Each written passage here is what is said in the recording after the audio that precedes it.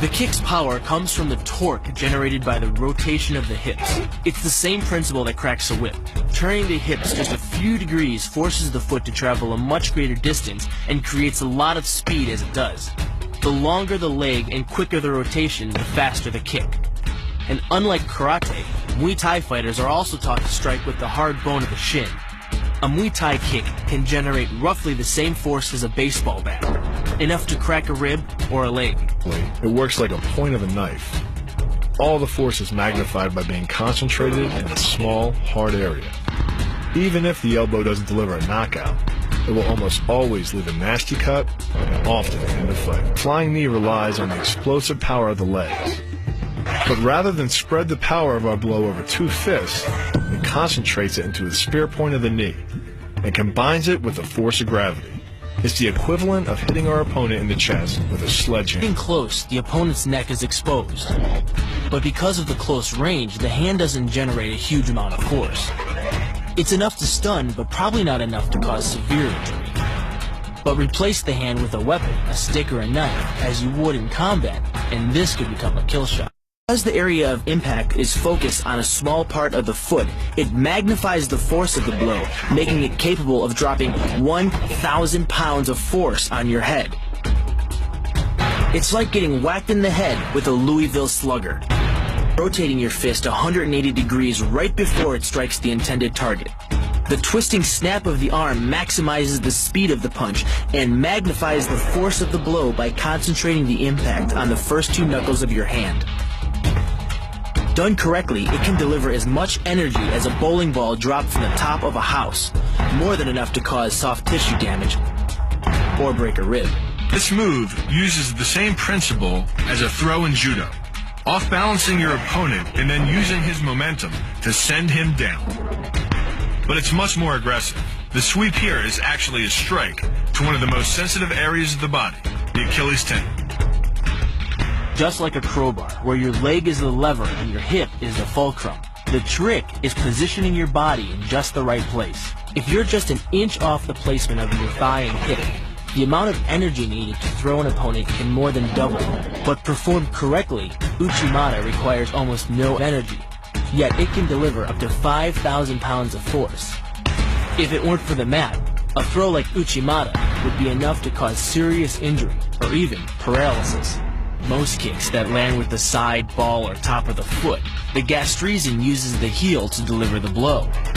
This alignment of the heel, ankle, lower leg complex channels some 2,000 pounds of force into the opponent. More than enough to break a baseball bat. The higher you can lift your opponent in this move, the faster he'll hit the ground. It's not just your force working against him. His acceleration due to gravity can mean his head hits the ground with a 3,500-pound impact.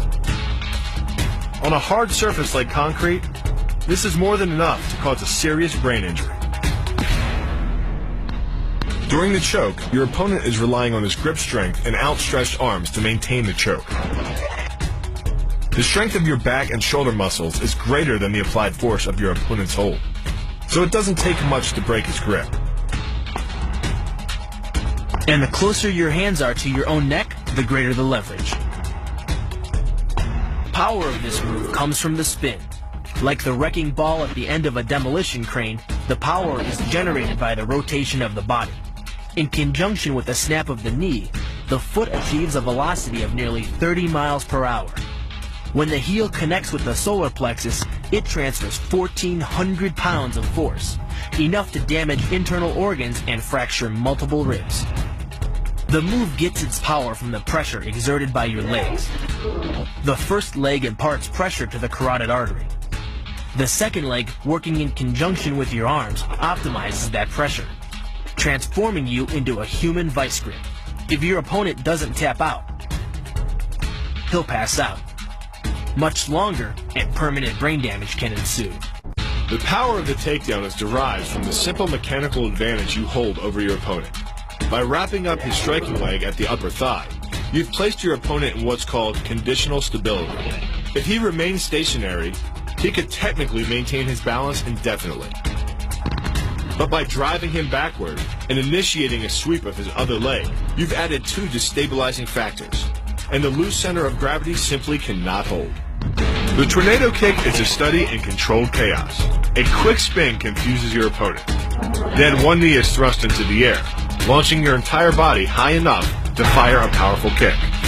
The momentum generated by your body weight rotating freely, combined with a powerful hip thrust, creates a devastating blow of over 700 pounds of force upon impact.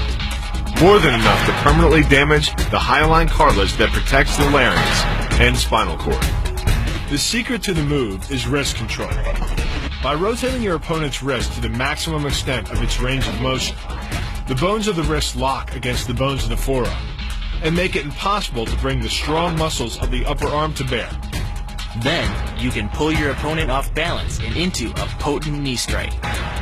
The combined force of the knee strike and your opponent's forward momentum can be as much as 2,000 pounds, enough to dent sheet metal. The key to this move is turning your opponent's lower arm into a lever. By grabbing his arm during the initial attack, you set up the lever such that direct loading to his elbow joint is achieved. Once the elbow is locked and loaded, you can pull a much heavier opponent off balance by simply lowering your center of weight.